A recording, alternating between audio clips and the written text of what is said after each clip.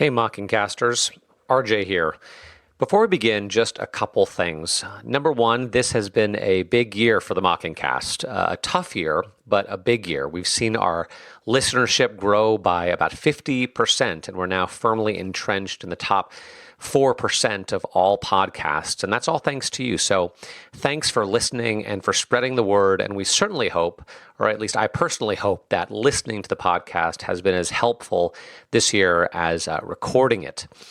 So that being said, we need your support. We depend entirely on the generosity of our listeners to support not just this podcast, but the 4 other podcasts that we have, as well as the quarterly, the publications, the conferences, and the 9 full and part-time employees who work so hard day in and day out to bring you the good news of the gospel in a way that connects with our everyday lives.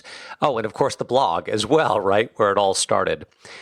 This year, we have made it really easy to give. If you just get out your phone and you text MCAST, M-C-A-S-T, your phone will try to autocorrect it to NCAA football, but that's not it. M-C-A-S-T to the number 77948. You will get a link where you can either make a one-time or recurring monthly donation.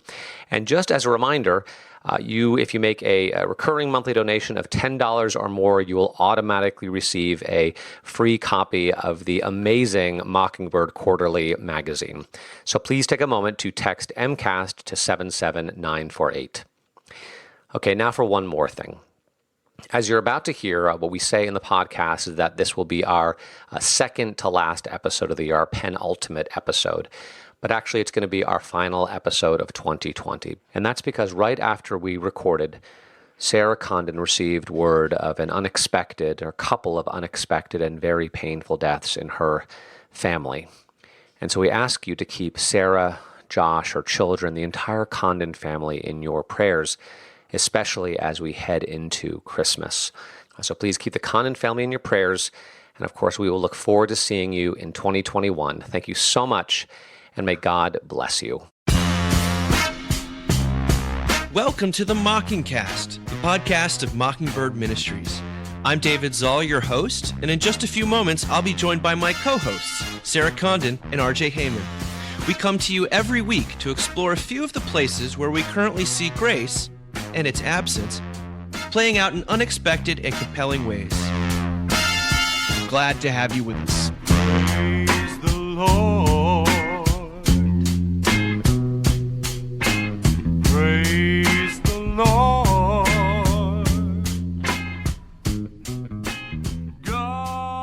Part 1. Ellie dreams of having a mermaid baby. Not just a mermaid, and not just a baby. A mermaid baby. Being the adventurous gift buyer that I am, I searched and finally found a handmade mermaid baby doll on Etsy. In the pictures online, it appeared that Pearl, the doll, was wearing a veil of some sort, but no, that was her creepy and weird skin. When Pearl arrives, I'm thrilled. I show her to several teenage students who react to her face in sheer horror. I ignore this reaction, knowing that Ellie will love Pearl. Part 2, Christmas morning. Ellie wakes up and excitedly runs to the tree to find Pearl. The video is attached so you can see the real-time reaction. Basically, she was like, "Oh my God, this doll is hideous. What is wrong with you, Santa?" Ellie later notes that Pearl was her first indication that Santa was not real. Part 3. Ellie is so grossed out by Pearl that she affectionately refers to her as disgusting. We had just watched Inside Out. I come to the desperate conclusion that Pearl's hideousness lies in her strange green locks of hair. I go to CVS and purchase 2 different colors of hair dye and attempt to dye Pearl's hair from green to a strong blonde. My attempts fail miserably, and Ellie looks to me with pity for a few days. "Pearl's hair is even more hideous, Mom. Please just stop." Ellie's babysitters have begun staring at my multiple L'Oreal and Clairol kits. Ellie refuses to hold Pearl. I am, of course, devastated by my failure and more determined than ever to remedy it. Part 4, the doll hospital. I locate a doll and teddy bear hospital in Secaucus, New Jersey. I call them immediately and discover it is run by a group of very strict and serious Germans. They take their doll and teddy bear hospital very seriously. They are interested in seeing Pearl's condition, and then they will give me an estimate for all of the cosmetic work that needs to be done to make her, quote, lovable. Poor Pearl. I ask Ellie to bring Pearl on the airplane to Tennessee to visit Leslie. Ellie refuses, pointing out Pearl's many, many hideous traits. Part 5, sending off Pearl. I pack Pearl up in a box and address it to the doll hospital. I tell Ellie that Pearl is going to the doll hospital to have her face and hair adjusted. Ellie wisely informs me that Pearl has even greater problems than those. Then she proceeds to write on the box, please, please help this doll. She has so many problems. Part 6, I hear nothing from the Germans. Clearly, they want nothing to do with poor Pearl.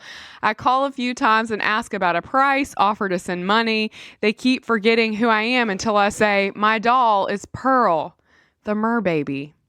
Then the Germans say, oh, God, yes, okay. I finally get a very expensive answer and immediately send them more money. The work begins. Part 7. I was teaching on a crisp January morning when my phone rang. I ignored it and then listened to the message between students. It was a detective from the Secaucus Police Department. He really needed to talk to me immediately. Part 8. The big reveal. The detective tells me that the Germans called the police. Sorry. The detective tells me that the Germans called the police down to the doll hospital that morning. When they removed Pearl's head to paint her offensive skin, they found 2 ounces of cocaine stuffed in the doll's head. The detective first suggests that the drugs are mine. I adamantly argue and insist I have never seen cocaine in my life.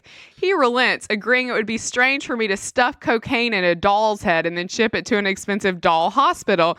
Then, in what is probably the strangest conversation of my life, the detective asked me what was, quote, up with Pearl.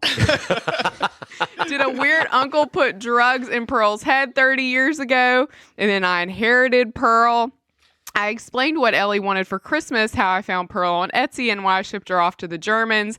The detective then said, you spent money on this doll? Have you ever heard of Ariel? She's a pretty mermaid. You can buy her at any Disney store. And I said, detective, Ariel is a grown-up mermaid. The detective said it seemed to be challenging to Ellie's mother, and then went on to reveal that this is the strangest thing to ever happen at the DEA in New Jersey. After obtaining all my Etsy information, he hung up and went to work. I called my mom to alert her the detectives from the DEA might be coming by to search the house for more drugs. She laughs and laughs and laughs. The New Jersey DEA and Alabama DEA are now working together to plan a sting on the doll maker in Alabama. Then he said, I'm sorry to disappoint your daughter, but Pearl can't come home. She is going to be locked away in an evidence room awaiting an international drug trial. Sorry. I hung up the phone and told Ellie, honey, Pearl is going to stay at the doll hospital for longer than we had anticipated. It turns out that she has many problems. Ellie nodded and said, I told you, Mom, that doll is messed up. The end. Everything we do for our children, we try to get the best Christmas gift and accidentally buy a mer-baby stuffed with cocaine and become embroiled in an international drug smuggling ring. I hope all of your holidays, Christmases, and New Year's are exactly what you planned and are mermaid and drug-free. And if cocaine accidentally shows up under your tree, know that I understand that you tried your best. Well, that's amazing. That is, you sent this out a couple weeks ago, and we knew that we were going to have to start the episode with it, because that is a thing of great beauty, and I don't know what to say except for have a blessed Advent. I just think it's such a word of grace for all of us moms who, I think 100 years ago, first of all, kids got one toy, but you went to the store and they were like, there was a doll, there was a truck, right? I mean, there were like very few options. And now with Etsy, a slingshot, you can make all their dreams come true. I have a friend whose daughter asked for a cloud with a hat, and she's figuring it out right now. Done and done. By the way, we will include a link to pictures of Pearl because the reality is just as Horrifying. strange as the story. So terrifying.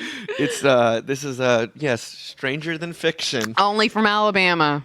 Well, how Would is something like Pearl come? We haven't recorded in a couple weeks. How's life been? And we're probably beginning the scramble. I just finished put up the Mockingbird gift guide, and so I've been thinking about what to get for Christmas. Most of that, of course, that gift guide is intentionally ridiculous. But the Yeah, don't actually buy things from that. but it is definitely on my mind, and it's just beginning to feel a lot like Christmas time. How's it going in Heyman and Condon world? I mean, I do all my Christmas shopping really early, so no big deal, but I'm done.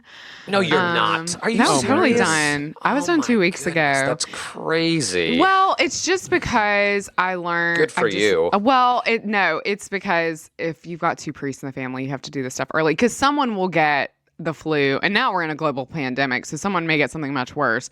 So I just have to be prepared. So I'm pretty neurotic about it. So I have all of it, and then now it's just wrapping everything. But yeah, I have this mom group I'm a part of, and we were all talking about like how to prepare for Advent and what we're getting people for Christmas, and they had such beautiful like simple Christmas answers, and yeah, we don't do that. We buy a lot of stuff. RJ, what's going on for you? I don't know what to say, man. I'm so tired of this whole thing. You know, I'm tired of the pandemic. Yeah, and it's I don't know. It's tough. It's tough. You know, people are I was telling you guys earlier. People are getting married and their family can't attend, and people are passing away and friends can't go to their funerals, and it's and we're heading into Christmas, which no one kind of knows what it's going to look like, but it's not going to look like any Christmas we've ever celebrated before, and so it's a difficult time. I'm just going to say that, and I'm excited that the vaccine is on the way. I'm excited for life to get back to normal, whatever that's gonna look like, but I don't know. I can't believe it's like 2 weeks till Christmas. Well, at least the Washington football team. They did. Had a They took down the triumphant Steelers. My thought of poor you. son Spencer, who's a massive Steelers fan, was not happy that their first loss was to the Washington football team. By the way, I hear you're a bit of a sports fan, Washington fan. One of your sons is kind of enamored of Alex Smith. Is that right? Yes. It took a child getting into the NFL to drag me in. So here I am. And That's so good, Dave. That's rooting why I'm for- with Pokemon. You chose the worst team, just so you know. So well done. No, I didn't, chose the- because the New York Jets are out there, and we all know that, if okay, you that's really true, want that's disappointment, true. you can. That's my childhood football team. If you're a glutton for punishment, root for the Jets. GTS, yeah. Things here in Charlottesville are clicking along, I suppose. Like a lot of people, we were sort of grounded for Thanksgiving because otherwise our kids would have to go virtual again. And Not worth it. Not worth it. 4 days with my wonderful family is not worth 2 weeks with my kids. 100%. Terrible to say, but it ended up being a very simple time and with beautiful weather and stuff. So I can't complain. But like you, it's filled with just this interminable waiting, not just for Advent, but for life and what's gonna happen. And I mean, I'm excited about the news about the vaccine that seems to be coming. Praise God. It's fast and incredible. furious. So Yes. fast, yeah. Though I also have a feeling how it gets parceled out is going to be the subject of a lot of conversation. Consternation. Not on here. Yeah, we're not talking about it, so. No. Yeah, I do want to say, just like in case, like, I feel bad that I said that I was done Christmas shopping, in case like it caused anxiety in people. Like, I shop early. Just to be clear, I shop early for Christmas just because I always feel like death is imminent, but this year it feels more so. So instead of get in the pool, you're going to die. It's do your shopping Do on your Black shopping Friday. early, Christmas presents. because you never know. Yes. Okay? Well, thank you, Sarah. More words of wisdom from our. A color change Barbie will comfort Annie in case something happens to me between now and Christmas. Praise the Lord. And hopefully it will not appear to be, what is it, a veiled Won't be a baby mermaid or filled with baby cocaine. mermaid filled with cocaine. Woo. Well, we've got a couple of fun things to talk about today. The first is library books. This was a sort of an unexpected treasure in the New York Times, written by Ben Dolnick. In praise of library books, a small antidote to a life of perpetual dissatisfaction. And he describes wanting to buy a book that he was looking forward to, but then realizing that the library, which was a couple blocks from where he lived, also had it, and kind of going down, deciding that maybe he needed to go the library route. This is what he writes. He said, "The library had, for the 1,000th time, performed its mundane magic trick. It had vaulted me into the future, the prosaic, dog-eared, heaped by the bedside future that this book and I would, however promising our first encounter, inevitably have ended up having anyway. The initial flush of book lust promises, this book will change everything. This will be the one that finally gets you into epic poetry. This will teach you how to meditate. The library says, this book will contain a stranger's ancient receipt and will be out of your life in 3 weeks. In dispelling my fantasies of permanence, the library does more than save me the cost of a paperback. It provides me with a template for navigating the great sea of longing and disappointment that is life. Imagine a library of expensive clothes in which you could see the shirt you're considering spending $98 on as it will look once it has gotten an eradicable oil stain on its chest. The library, in addition to its many civic duties, can function as a great engine of personal clarity, of facing facts, of recognizing that life is not, in the main, a pristine hardcover with decal edges. It is a threadbare thing from a few decades ago whose binding is barely hanging on, in which someone unstable once went to town with a lime green highlighter. Library-induced realism is a great thing, one that can do much to increase your happiness, because the world in which you are perpetually under the impression that the next book purchase, the next apartment, the next significant other will be the one that finally delivers the goods is not a life of happiness. It is a life of perpetual dissatisfaction, a life of thin and sugary highs followed by long and unenlightening lows. The library is, with its careworn and temporary offerings, as lovely and as poignant a reminder of our actual human condition as the tides or a forest in fall. To quote Penelope Fitzgerald, whose books are well worth owning, our lives are only lent to us. This was convicting for me. I'm not much of a library goer these days. Have you taken children to the library? First question. Yes. Okay. Have you let them check a lot of books out? Second question.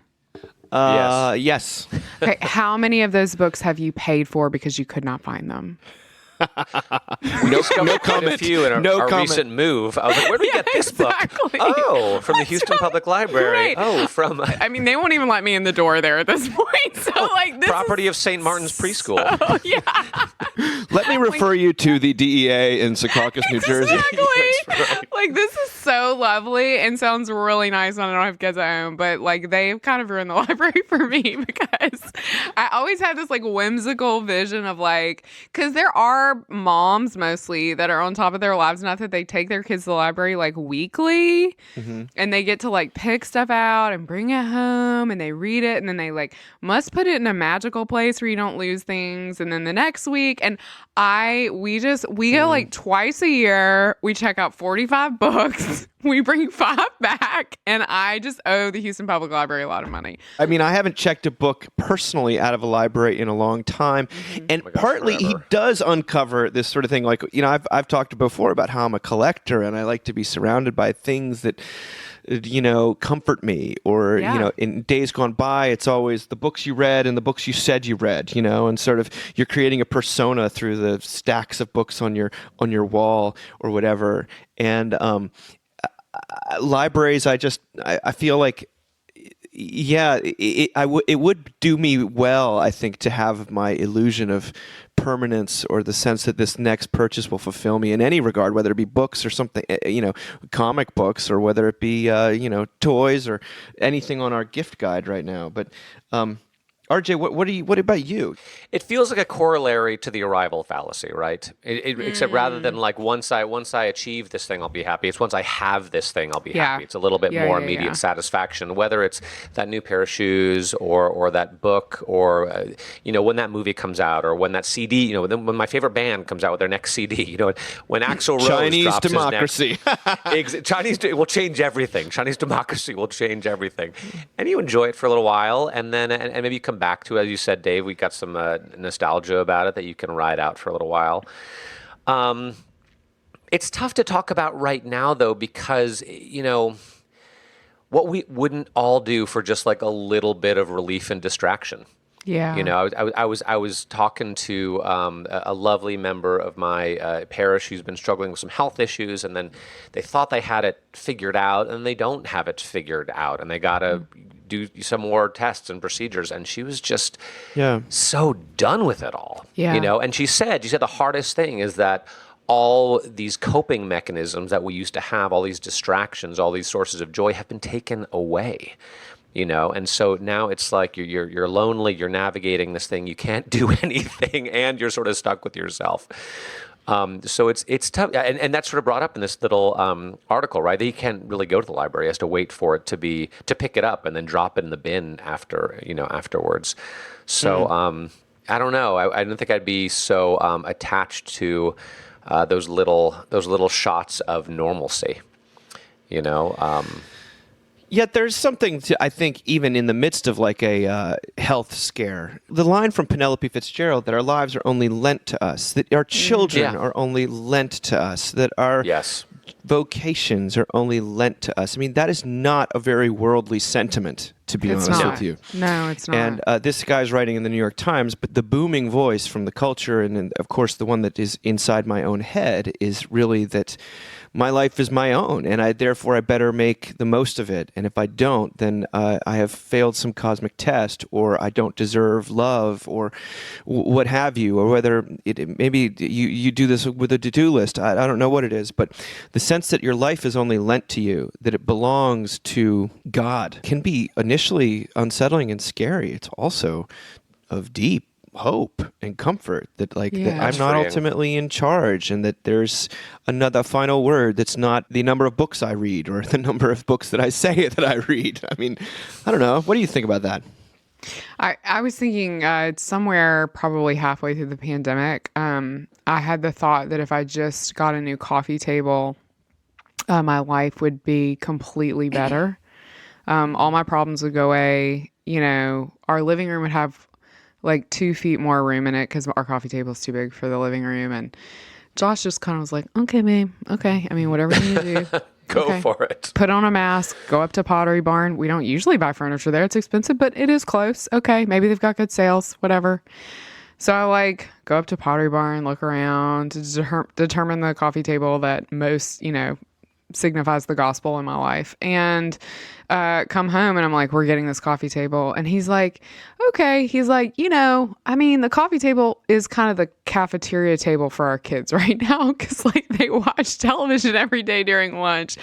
And it's kind of the art table too, because they tend to haul out all their glue and stuff, and they kind of lay on it sometimes, like upside down, when they've watched a whole lot of television. And I don't know if they can do that on this small marble top thing that you think we need from Pottery Barn. And I was like, it was just this moment where I was like, oh, this is not going to fix all my problems.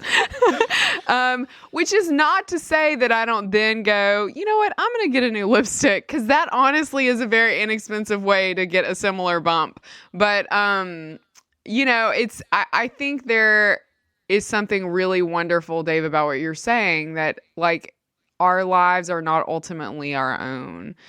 Neil just had his 10th birthday, and it's like we have less time with him left in the house, than, we've got 8 years left. And he's such an incredible, beautiful boy. Josh is like, we got a lot of work to do.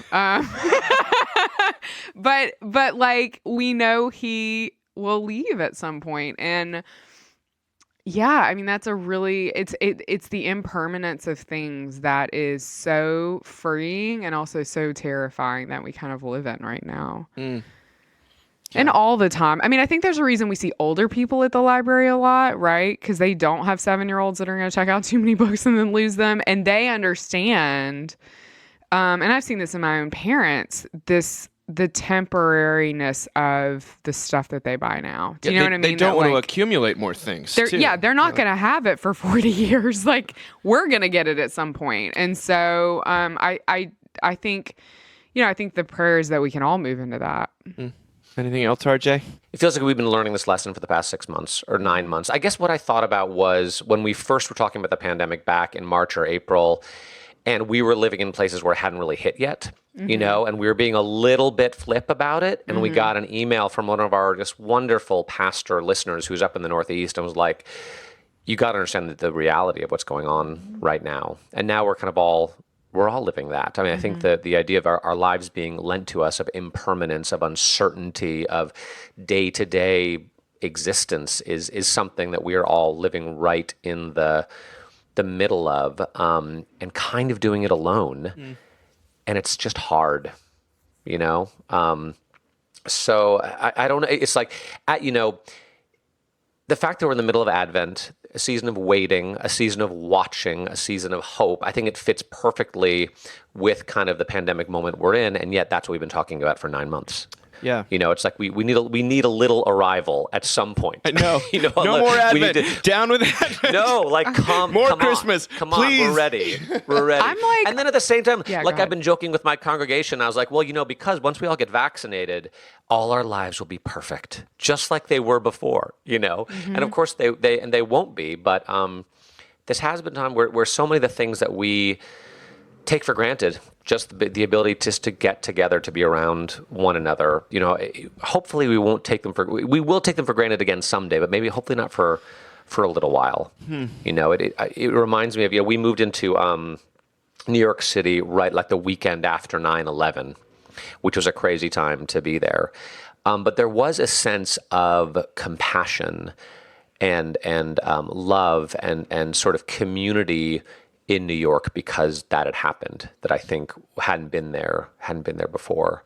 Yeah. So hopefully that, 2020 has been a hard year. Hopefully 2021 will be better. And people, this is maybe too much to hope for. People will be more patient, more joyful, that there'll be a sense of just release. By the way, when it comes to this permanence and impermanence, I had a lesson taught to me the other day, and that I had, this is how ridiculous I am. I had ordered some wax packs from 1985 of Goonies trading cards because I loved the way that the package was designed.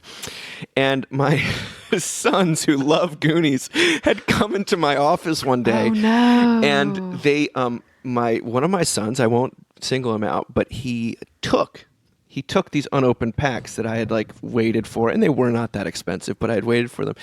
And he went home and he opened them and he threw out the wrappers, and he apparently had a long talk with my wife about how unfair it is that dad gets all this stuff and doesn't share it with the kids, and that it's kid stuff, it's not dad's stuff. Oh. And he has a point. I've never seen him steal stuff. He but actually did. called us, and we were going to talk to you about that. I'm glad you brought it up. truth is, less awkward. He enjoyed those packs a hell of a lot more than I have, just sitting them on there. And then the next week, when you've now become Will Ferrell in the Lego movie. Another sign. I know. Don't touch the crackle. The crackle. Don't touch my Legos. I was like, what is this permanence? This whole stuff is here to be enjoyed, not to be just gawked at. And then another son was gotten really into Lord of the Rings, and he wanted to read the nice editions I have of them. And I was like, okay, here you go. And within seconds, the map had been torn out, and and I thought to myself, but this is what they're for. And yes. I needed this sort of totally agree. sanctifying experience, but it's funny that it took that's the form it took. So, Lord, I have a just completely ratchet American Girl doll that is upstairs in Annie's room that was discontinued. I think I could probably get $400 for it on eBay, and I was just like, "Here, babe." It's just what? And I mean, what am I saving it for? Yeah, what am I saving it for? Go to town, give her a haircut. I don't care. This is meant to be played with. Yeah. Well, in my case, it was also my yearning for the past getting interrupted with the the actuality of the that. present, Yes. and the present blessing, in fact, that is far surpasses whatever sort of hoped for non-existent past that I'm trying to recreate in my office. Josh says it's your fault that I'm spending so much money on eBay on It's a Wonderful Life Christmas Village. Oh, I'll stuff. accept He's that like, blame. This is Dave's fault. Like on the other hand, Sarah, we need all the comfort we can get.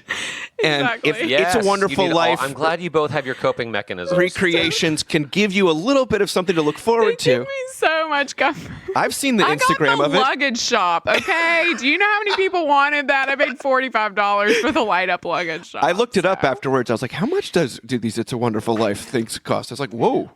Yeah, they're a lot, yeah. It's a beautiful Especially thing. right Bedford now. Falls. People are dying for a little, nostalgia and joy. Well, speaking of the present tense, this is gonna we rarely delve this explicitly into headlines, but here you go, because this was sent a lot to us by. We try to stay as irrelevant as possible. We do. That's do. actually our mission statement. You guys don't know that, but we're like It is, shooting it for is. irrelevance. Every I consider it podcast. timelessness, but you guys call it whatever you want. The rise and fall of Carl Lentz, the celebrity pastor of Hillsong Church, a long sort of piece of investigative journalism by Ruth Graham, a wonderful reporter in New York Times Magazine. Now, those of you who don't know who Carl Lentz is, he's a pastor of Hillsong in New York, which is he's also known as sort of Justin Bieber's pastor, and he's been photographed in that regard. So this goes far beyond actually just the Christian Snappy dresser. sphere. He is a snappy dresser. He is. I'll read a little bit of it to you, but this is really our jumping off point, not for weighing his own We're not talking about his glasses. drama Dave. and more about Christian celebrity itself. As for Mr. Lenz, the association with Mr. Bieber catapulted Lenz as a 42-year-old into the new stratosphere of fame, in which he became not just a friend of celebrities, but a celebrity himself. He was interviewed by Oprah Winfrey and showed up on Kourtney Kardashian's Instagram. But as Mr. Lentz's profile rose, many congregants of Hillsong, New York, felt the focus on fame and cultural power that had helped the church grow was overwhelming its spiritual mission. Last month, it all came crashing down for Mr. Lentz in a scandal that has cast a shadow on one of the most influential megachurches in America. And it was revealed that he'd had at least one, possibly more, extramarital affairs. Sexual infidelity was only one piece of the story, however. Mr. Houston, Brian Houston, who's the head of Hillsong sort of International, connected Lentz's dismissal to, quote, general narcissistic behavior, manipulating, mistreating people, as well as breaches of trust connected to lying and constantly lying. At a time when many Americans have abandoned regular church-going, Hillsong attracts thousands of young churchgoers through soaring music and upbeat preaching. Indeed, their music is extremely popular. If anything, Hillsong is cooler than everyday life, with celebrities like actor and singer Selena Gomez and NBA star Kevin Durant showing up at Sunday services. But there was another side to Hillsong in its most popular branch in America, according to many current and former attendees. A pastor who was so swept up in ministering to the famous that ordinary congregants felt neglected. A culture that worshipped wealth while making volunteers cater to leaders as royalty. And a sense that for all the celebrity surrounding the church, its soul was harder to find. When he did appear on Sundays, Lentz rarely mixed with churchgoers.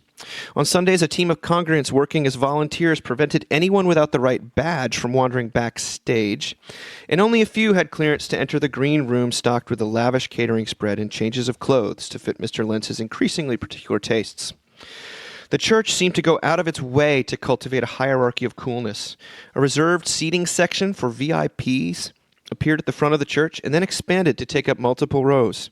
One former volunteer that said that when high-profile entertainers or sports stars would try to slip into the main seating area, content to worship with ordinary churchgoers, ushers were often instructed to guide them to the special section in front or to whisk them backstage to meet Mr. Lentz. The staff built this culture and made them a big deal, this volunteer said. A lot of us felt torn because it doesn't feel like something Jesus would do. Now, I want to move on to what commentary on this, what David French wrote as the crisis of Christian celebrity. But before I do, any just sort of initial thoughts on this scenario. I've never been to a Hillsong service, though I'm familiar with some of the music. But I also know that a lot of this was taking place right around the corner from Calvary St. George's in New York, where we have our conferences, and it was of some consternation to those who were worshiping in that scenario. Just the kind of high fashion, explosive popularity of this church that was in their neighborhood. But Sarah, RJ, where are you? I have some thoughts. I mean, first I'll just admit that, Hillsong New York started roughly the same time that I also planted a church in New York City, and needless to say, it's been slightly more successful than my own endeavor. And so I'm not going to pretend like there isn't a little bit of kind of like delicious sinful satisfaction in his downfall. Okay, I'm just gonna go ahead and admit that in this penitential. This is why we love you, RJ Heyman. Yes. But I think, to me, this is really about narcissism. I just want to say, and I think there is something inherently dangerous and a bit narcissistic about Christian leadership, generally speaking. Okay, the idea that you're going to speak for God, that you have something to say that people might want to hear, that you should be paid, for your spiritual wisdom and insight and pastoral sensitivity, and so I think I just want to call that out. That and that's going to dovetail a little bit in the article the next article you're going to read, Dave. And I think there's two things that are tough about that. One is that the more successful, quote, in the world's eyes, the more successful you become in ministry, the more you're allowed to kind of like do the things that you want to do, the things that you're good at, and maybe you are relieved from the responsibility of not doing the things that you don't want to do. And that I think what's important in Christian ministry is that you do the things that are hard. You do the things that you don't want to do. You spend time with suffering people, because that's what's going to keep. That's what keeps a person, I think, grounded in Christian leadership and doesn't allow them to get into their own head too much. Doesn't allow them to buy into any kind of myth about their own importance or that it's important to do the hard things. The other thing that's difficult is that it feels like, to a degree, narcissism works, right? If you think it sort of feeds on itself, and if you think you're the best and other people think you're the best, there's something inherently attractive about that level of self-confidence and positivity, and it's just really dangerous. And lying seems to work too, because Christian people want to, and I think are sort of predisposed in a beautiful way to think the best of people and to trust people and to believe people, especially their leaders. Yeah. And so you can get away with lying. So it's just a very difficult thing. And of course, personally, I would love to reach a place where I only have to do what I want to do and don't have to do any of the stuff I don't want to do. But I know there's a danger in that. That if someone shows up on Sundays to sort of preach and teach and is not visiting hospitals, is not spending time with dying people, is not spending time with non-celebrities, I think there's a real danger to that when the message becomes divorced from the reality, the truth of just real life. Yeah. And so I find this to be just a huge cautionary tale for myself and for people in positions of Christian leadership in general, just to be very careful when you start to believe the hype about yourself a little bit too much, or you feel the need to, or at all, stop telling the truth, right? Out of a need to sort of make things seem better than they actually are. Yeah. Those are my thoughts. Sarah? I think it's sad for me that he didn't have anything in his life that was kind of pulling him back to the ground. I'm really sad for him. I'm sad for his marriage. I think it's really easy as an Episcopalian because our churches, even our biggest churches, are not that big. And so I think it's really easy for us to be like, oh, well, this is the problem with these mega churches. And it's not. It's just the No. problem with people. Yes. And I might venture to say there's a correlation with gender as well, although I do know some cases of women having done this kind of thing in leadership. So that is, this is like a weird, sick fascination, and you should probably edit this, but I'm interested to see as more and more women get these major positions if we start to see this behavior in women. I think we've already seen a little bit of it, but it is kind of fascinating to me because often we say, oh, it's these men in power. Well, I don't know. It's like, that's an interesting thing to me. But I'm obsessed with Justin Bieber and have followed, I follow him on Instagram. Like, I know all about his marriage and the Baldwin girl and the whole thing. So I was like, very invested in this story. And So Justin, if you're looking for a new pastor, Sarah can be reached at. I'm here. I have really cool shoes and glasses. But Good Morning America, I think it was Good Morning America, interviewed the woman that Carl Lentz had an affair with, and it was fascinating. It was so interesting because he lied to her. He didn't tell her his last name. He told her he quote unquote worked with celebrities, which is like so funny because I actually know people who are priests who date and like they have to be like, I teach, I work in nonprofit. So that was just Carl Lentz doing that because it's awkward to date and say you're clergy. That was a joke, but she finally figured out who he was. And she said, this was so interesting. She said, I didn't judge him. Like, I knew he was married. I knew he had kids, but I'm not a judgmental person. I didn't judge him. And I was fine with it. So they're having this affair. And then she finds out he's a pastor. And then she breaks it off. Like, that was the impetus for her, which was so interesting to me because it's like, once she sensed the judgment of God, once she felt God coming into this, she ended it. And as a non-believer, right? My mind has been sort of like, I can't even sort that out. Like, my brain keeps trying to process what that means. And I keep wondering if there's something in there. We talk a lot about, that we live under the law, that the law condemns us. But we also say a lot that the law is there for a reason, right? Like, if we were all able to live under the law, if we were all able to follow the law, like, we would have really sweet, beautiful lives. And so where we often want to think that God's judgment is this horrible, horrible thing, on some level, Dave, it relates back to what you were saying about the library. Like, God's judgment reminds us that our lives are not in our hands, right? That they're actually in God's hands. And it was so interesting to me that the moment that she realized that this situation was more in the hands of God than anything else, she was like, I'm out. You know what I mean? Yeah. Like, I don't know. I'm just like, I think for me, it's funny. Like, I sort of followed everything around this story, but that just stopped me in my tracks.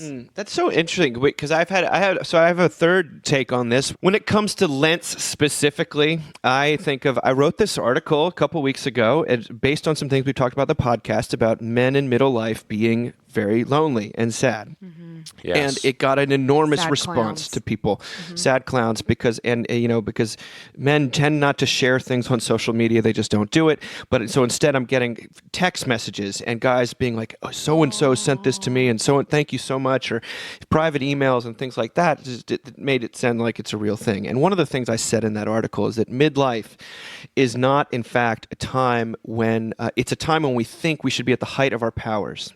And we've mastered something when, in fact, in reality, it's the height of your need. It's the time when you are most keeping things together and you feel most confused. Most people in their midlife, it's what I wish I knew what I knew when I was 20. Life has disillusioned me, and so I think of a man like Carl Lentz and not knowing him, and I think that he probably was very lonely, it's narcissism has engineered this situation where there's a lot of yes men, yes people, and a lot of people, who was invested in him continuing to look good, but the man himself was probably dying to be related to as just a person and not as a celebrity and not as the head of this thing. And so this woman came along and yes, there's libido, there's all sorts of other things involved, but the fact that he had to tell her that he was just this dude that she met at a dog park, I think to myself, well, he's trying to get back to who he was before all of this stuff encrusted around him, before he was loved for his performance, and in fact, just a woman was attracted to him because he was sort of a good-looking guy. Yeah. And so I can identify, and that is so interesting, Dave. In midlife, a lot of people, and I would say this especially about men, they feel trapped by who they need to be, and so one day they just react, and they almost are. They're confused by it, I think, and then there's a double life, and we know all of the spiritual dynamics about. That go into it. Can I say one thing? So I've been a little obsessed with Conan O'Brien recently. Oh, yeah. He did an interview with Terry Gross maybe 6 months ago or something, which was re-aired because he's doing something new now. He's doing a variety show on HBO, where he's ending his TBS show and doing a variety show. And he talked about a guy who's been through a lot publicly and spoken very honestly about it. But that's what I was struck by. Terry Gross talked about, I guess she was a guest on his show at one point, and she brought her husband along because he was a huge fan of Conan's. And Conan does the show. They come off the stage. Terry introduces her husband to Conan. Conan's very gracious and nice. And then he says, okay, show's over. Time to go back to being depressed. And it was like a little bit of a joke, but it was also true, right? Yeah. And Conan, he's been through a lot. He has done a lot of therapy and recognized that his happiest time is when he's doing the show, when he's performing, when he's up there, when he's not in his head, right? And then the rest of the time, he's kind of a little, anxious and depressed, and he's working on that. But what I was struck by with that is that because he's a comedian, he has the freedom to do that. Like a person in a position of Christian leadership isn't really necessarily allowed. Oh, they're definitely not allowed. To be a human being in that kind of way, and that's the pressure that also feeds into the narcissism. Is like your to some degree your congregation needs you to be better than you actually are, more perfect than you actually are. They need you to be available for their whatever their needs might be, and not to be talking about their own. And so or about your own. Dave, I think that's insightful, and Yes, I can only imagine the pressures that were on this guy, even if they were of his own making, and the fact that he couldn't, he's not gonna be giving the commencement speech at Dartmouth, talking about his deep depression after losing the Tonight Show. Yeah, which if you've never seen it, Conan's speech to Dartmouth is unbelievable, and it's like he had a freedom, I think, that very few pastors have until they have a spectacular failure. Now that he's had a spectacular failure, maybe there'll be more freedom and honesty. Yeah, because I don't want to gloss over what people the term that's almost it's always existed, but it's more in vogue these days. This spiritual abuse that I think that people can take advantage of your spiritual authority. But what struck me about the story of Carl Lentz, at least in what I've read about it, is that he wasn't sleeping with someone in the congregation. He went outside of those circles. And that to me is that's where I guess because listen. People who know that I've been very close to one of these scandals, and some of us, and what was incredibly hurtful and awful is the lying that goes on.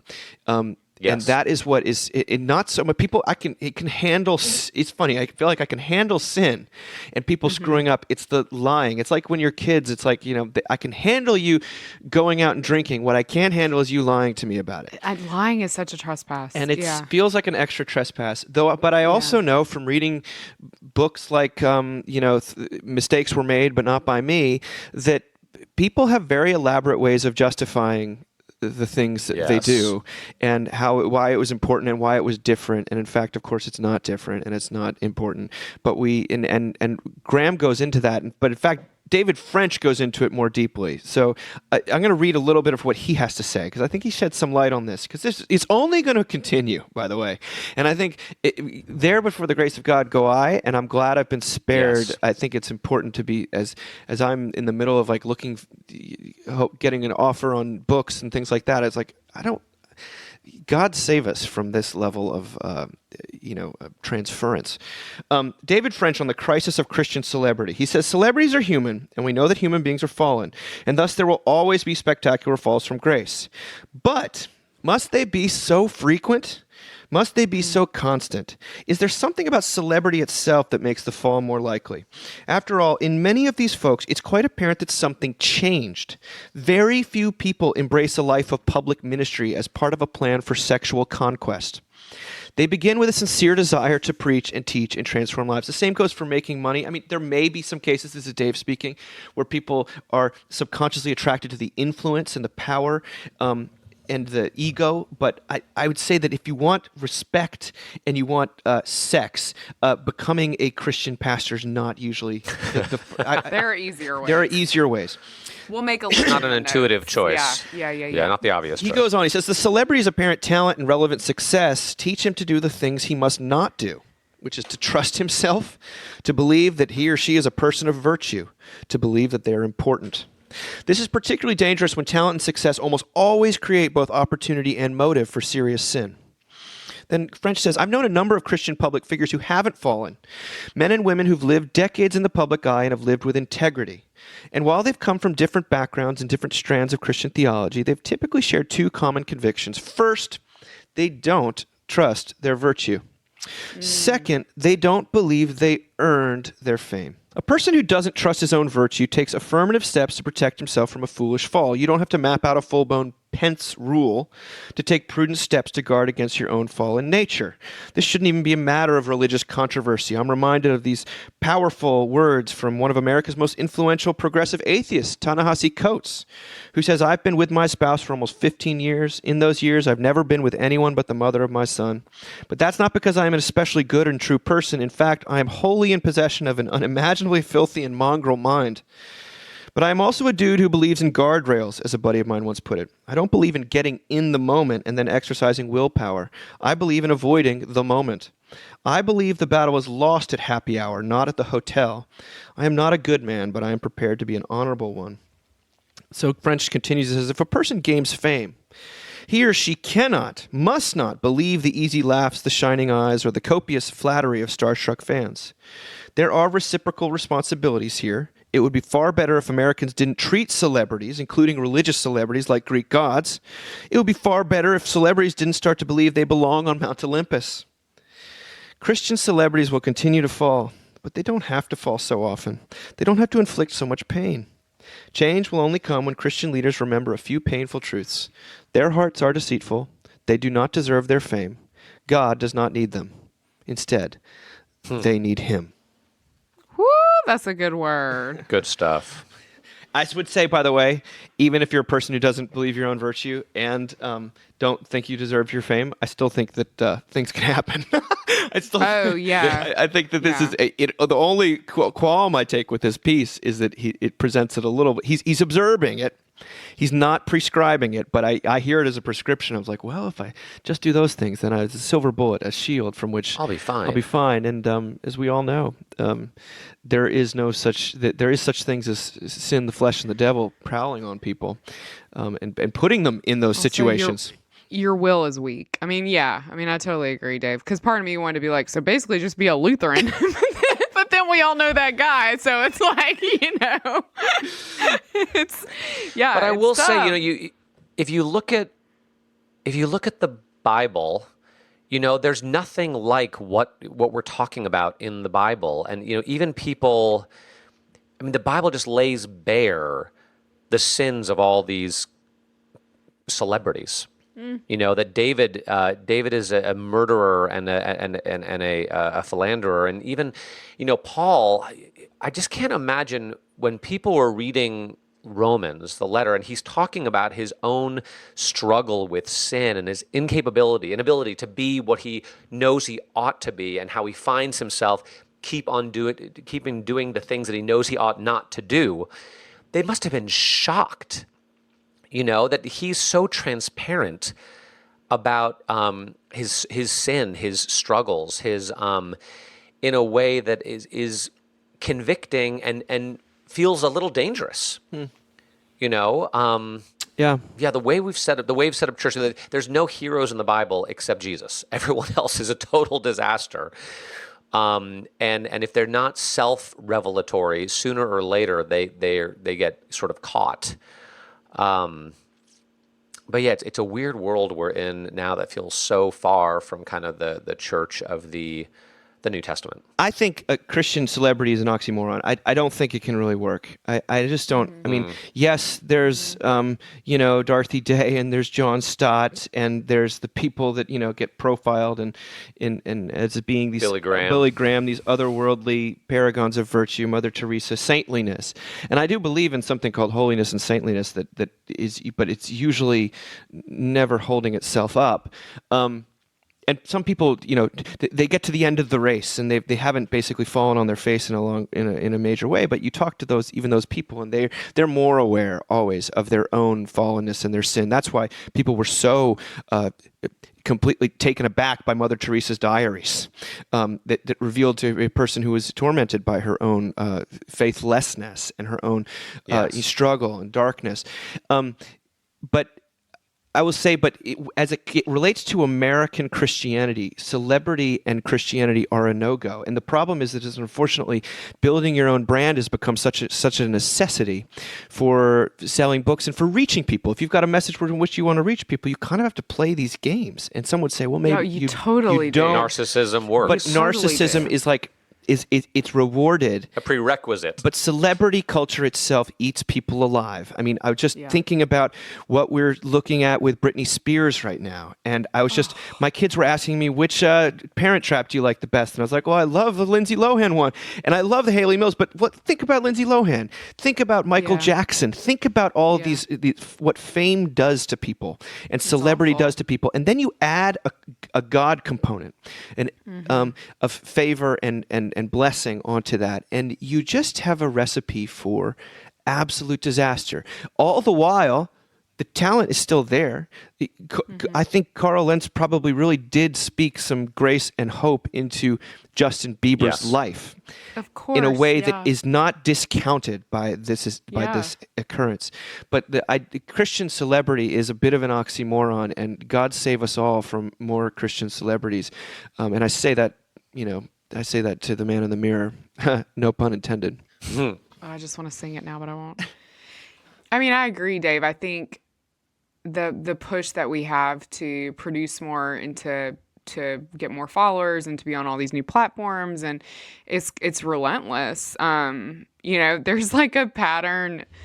One of my friends jokes about, maybe we should cut this because I don't want to deal with the email fallout, but of like Christian, like starts as conservative Christian woman on, social media platforms, gets a ton of followers, has a blog, puts up a muffin recipe, gets a little more progressive, maybe adopts a kid from another country, leaves her husband for a woman. And like, they're like, I've seen this a couple of times, and my friend's always like, you better not get your own blog because your marriage is going to be on the rocks. And so, I mean, I think there is like this weird, which I do want to say, like, when we see men do things like this, yes, men have done a lot more of this kind of stuff than women have, but women, maybe we don't have that same pattern, but we have our own pattern, and so,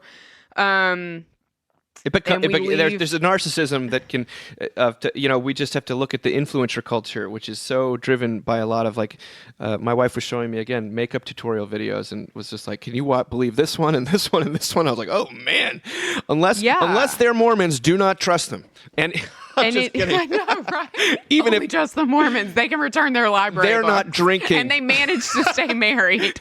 Yeah, they're not drinking. They're heavily medicated, but they're not drinking. Yeah. I mean, I think it's and then there's. I mean, it's interesting to me. I mean, I don't know how much we want to talk about this. We talked about it a lot, but then there's the glory story, right? So then these guys do what Carl Lentz did, and then they get somehow a second career off of it, or these women's marriage, they get a comeback. These women's marriages are over, and suddenly they have deep clarity about relationships, and so they write books, and so they, I mean, it's it's really fascinating. Then you actually get to monetize your celebrity even more, and then at the end of the day, what is even left in your soul? I'm just what is even how much emptiness is refracting around in your heart? It's just, it's so overwhelming to me. I mean, it is why I find that whole kind of thing really terrifying. And I feel great compassion for Carl. I feel great compassion for Rachel. You know, I feel great compassion for these people because you know, I would love, I mean, that the guy that gave the beautiful advice you read, I wish it were that easy, Dave, but I really, really think that for so many of us, our wills are so weak that we believe the lies, you know, and then we just become them. Yeah. There's a prayer at the beginning of one of the records that has really gotten me through this year is the new record by The Killers, Imploding the Mirage, and there's a song on there called Running Towards a Place, and it opens with Brandon Flowers saying, "Give me the eyes that I may see, the good in my people and the trouble in me. Give me the hands that I may lift, the weight of another who's starting to drift." I think that to see the good in other people, but the trouble in yourself, to keep you humble while also loving other people, is the prayer for The log for in your all own of us. Yeah. So I thought we'd end with a piece that was written in 2012 by the academic Walter Russell Mead, who is a political scientist and who works at Bard College in New York.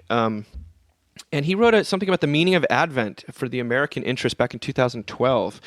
And it's remarkable to me, as someone who is a little bit, again, rolling his eyes about the Advent craze, you know, tempted to, especially in a year when everything feels like Advent is like enough already. Yes. But this is what he wrote. He said, "As a kid, I could never understand why Advent was a season of fasting and solemnity in the church rather than a time of feasting and dancing. What better way to prepare for a really big celebration than to have a lot of little celebrations as you approach it? What better way to get into the mood? But as I've reflected on the holiday over the years, I think I see more reason for making Advent a season of restraint and reflection rather than anticipatory fun. We can never really understand Christmas unless we understand how much we need that baby in the manger. Advent is a time to think about the ways that life without God is an empty husk. I remember Christopher Hitchens saying once that we are all like mud balls, catapulted up into the air and sailing along very nicely, but that one day all of us will hit something and go splat. Advent is a time to remember that it will all end and end in a splat. There are those who think that we should try not to think about depressing subjects like that, but in fact, the ability to face the prospect of life's end with some dignity and courage is part of what makes the rest of life rich and worth living. For Christians, and nobody else really has much business thinking about Advent or observing it, there is something else. If there is no Christmas, there is no cross, no answer to the problems of sin, separation, failure, and pain. Advent is a time to think about what life would be like if we didn't have faith in a Redeemer, a Savior who is ready, willing, and able to complete the broken arc of our lives, forgive what is past, and walk with us step by step to help us build something better in the time that is left. Advent is a time to remember that we need something more than what we can summon with our own resources to make our lives work. It is a time to remember how lost we would be if someone hadn't come to find us. Thank you, Walter Russell Mead. Yeah, I mean, okay. Here we go. Take him down a notch, Sarah. I just feel so deeply what RJ was saying earlier, and this is a little bit me putting words in his mouth, but this feels like a really long Advent. It just feels like we've been in some sort of a waiting period for a long time. Personally speaking, I am already having a panic attack that Christmas will be over at some point. Like, because I'm so desperate for Christmas. Like, I'm so desperate for the message of Christmas. And I think every year I kind of have that pervasive feeling that, like, you know, it's almost like that it's almost like Conan O'Brien saying, like, now the show's over, so now I'm going to be depressed. Like, that's almost what, like, the day, even the afternoon of Christmas feels like, right? Like, it's all done. And yes, I know all the reasons why. I know about the 12 days of Christmas. But I'm already worried about what it will feel like when Christmas is over. And so, in some ways, I don't understand this Advent at all, because I feel like I feel like it's the most Adventy of all Advents. And I also feel like I'm trying to just really move into Christmas because I'm sick of waiting. So I don't know. I mean, I'm in a, I'm kind of struggling a little bit. I will say when I read this, the first thought I had, which is what I should have said instead of the F word in regards to a liturgical season, is that Batteries Not Included should be a Christmas movie. Yes. Say why. Say why. Because something beautiful comes from the outside, and it's these little robots that are aliens that no one explains where they came from or why they came. There's no explanation. And they save a community. They save a building in the most unexpected, come from the outside as an alien life force kind of way. I gotta watch. I gotta show that to my kids tonight. It's just, we own it. It's so gorgeous. And I think it should totally be like it. People are watching a lot of Christmas movies, and I would suggest that Batteries Not Included is the one Advent movie. Include it. Include it. Yeah. That is so true, Sarah. I just am so glad that's a Holy Spirit suggestion. I love that movie so much. It's good. Rutger? I was thinking last night, one of the big stresses right now, I'm sure for pastors all across the country, is still like, what is Christmas going to look like? What is Christmas Eve going to look like? What is Christmas Day going to look like? Yeah. We have a plan. We have a plan. Right. Do you have a plan? Not a plan to vote. We've done that. Now you have another plan. We have a plan. Which is to have Christmas Eve out on our beautiful front lawn in front of our church, and it's Florida, so we can do that, right? That's amazing. As long as and we're no longer in hurricane season apparently, although you never know. But even that is starting to feel a little dangerous. The infection rate is high, and people are scared, and we're 2 weeks out from Thanksgiving, and are we going to see? We're in the middle of the third wave, and so I was thinking, what is it going to look like if we don't even do that and we just have a live streamed service from the church and people are at home watching it on their televisions, and it just feels so lonely and terrible. And then I'm like, the first Christmas must have been pretty lonely and terrible. Mary and Joseph by themselves, far from home, no room in the inn, laying their firstborn in a manger. Teenagers. They themselves. Strangely, like a Christmas celebrated at home with just your very closest family, having a word of hope being broadcast to you from the outside in might be the most Christmassy possible thing. It would, if that's going to be Christmas, it's going to require kind of a miracle for it to be Christmas. And that's what Christmas is every year, right? Christmas is a miracle every year. And we need this miracle of this unexpected, frail, fragile, quiet Savior being born in the midst of the most unexpectedly difficult circumstances. Yeah. And that's where we are. So I'm not terribly hopeful about Christmas, but maybe that's exactly the right place to be. I mean, as Mary was on donkey back, great with child, being, what is going on? Did I eat something strange for lunch when I thought I saw that angel show up? Like, this cannot be the way it's supposed to happen. And it was exactly the way it was supposed to happen, right? God breaking in the midst of pain and isolation, uncertainty, fear. So that's my hope. Gosh, I hope whatever Christmas ends up being, I hope it feels like a miracle. Yeah. Me too. Yeah. I love that, RJ. I mean, I think it's funny when we're in trauma, which, just to name, we're all in right now. I think it's hard for us to understand where God is in it. And I think I think there's no forcing yourself to be like, I feel the Lord right now. If I just do this, I'll feel the Lord more, which if that isn't like a lot of the Advent practice in Christianity, I don't know what is. It's just knowing God is there. That is where I can find my rest right now. So. Wow. Oh, guys, thank you both for showing up today.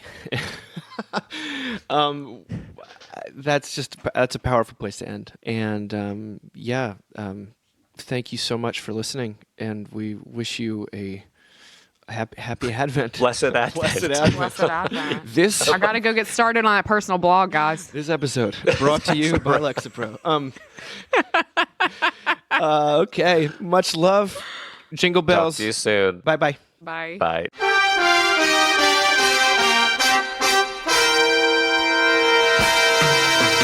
Thank you for listening. Remember, you can find us on the web at www.mbird.com. And we'd always love to hear from you at info@mbird.com. Audio production for the Mockingcast is provided by TJ Hester. And if you like what you've heard, please drop over to iTunes and leave us a rating or review. Until next time.